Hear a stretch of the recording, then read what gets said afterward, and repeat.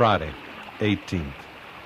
We traveled about 35 miles to Thomas Barwick's on Potomac, where we found the river so excessively high by reason of the great rains that had fallen up about the Allegheny Mountains, as they told us, which was then bringing down the melted snow, and that it would not be fordable for several days. It was then above 6 foot higher than usual and was rising.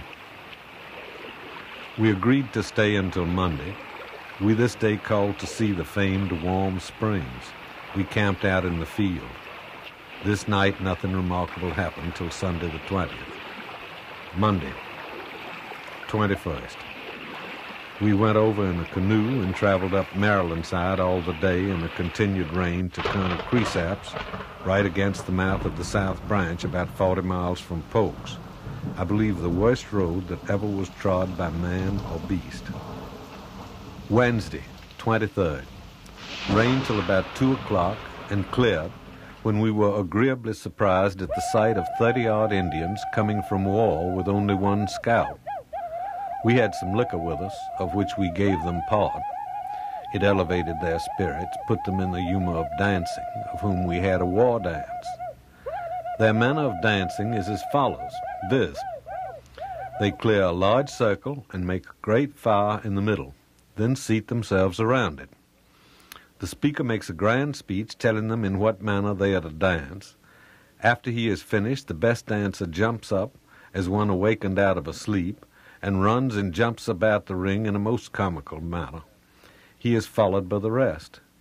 Then there begins their musicians to play. The music is a pot half full of water, with a deerskin scratched over it, as tight as it can, and a gourd with some shot in it to rattle, and a piece of a horse's tail tied to it to make it look fine.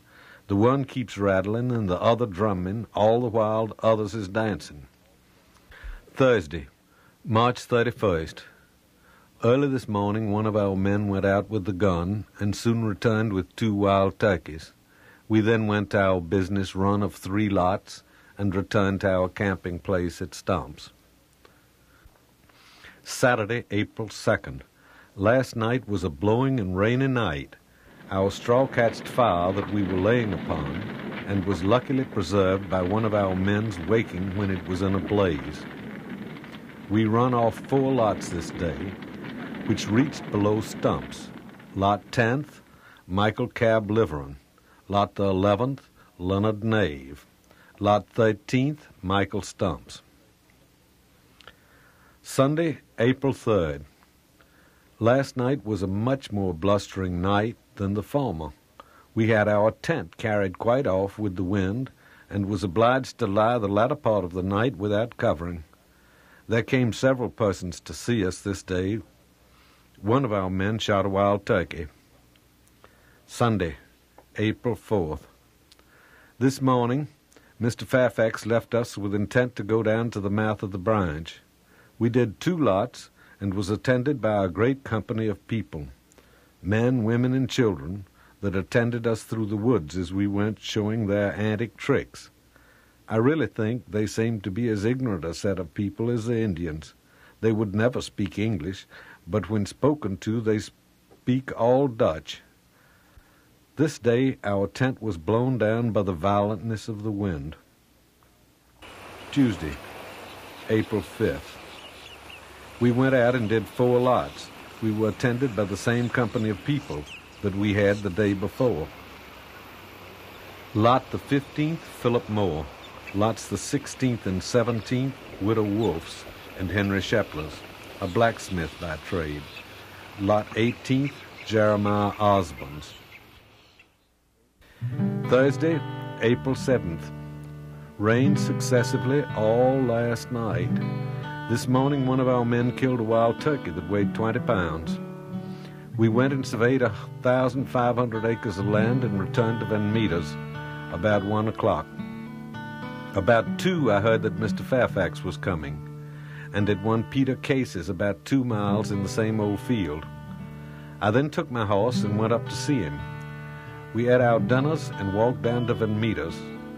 We stayed about 2 hours and walked back again and slept in Case's house, which was the first night I had slept in a house since I came to the branch. Friday, April 8th.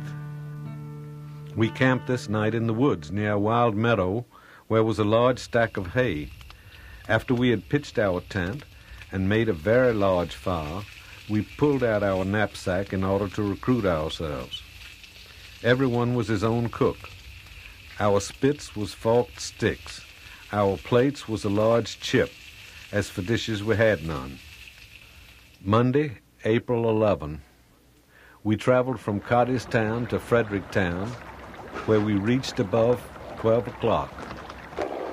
We dined in town and then went to Captain Heights and lodged. Tuesday, April 12th. We set from Captain Heights in order to go over Williams Gap, about 20 miles, and after riding about 20 miles, we had 20 to go, for we had lost ourselves. Wednesday, April 13, 1748. Mr. Fairfax got safe home, and I myself to my brother's, which concludes my journal.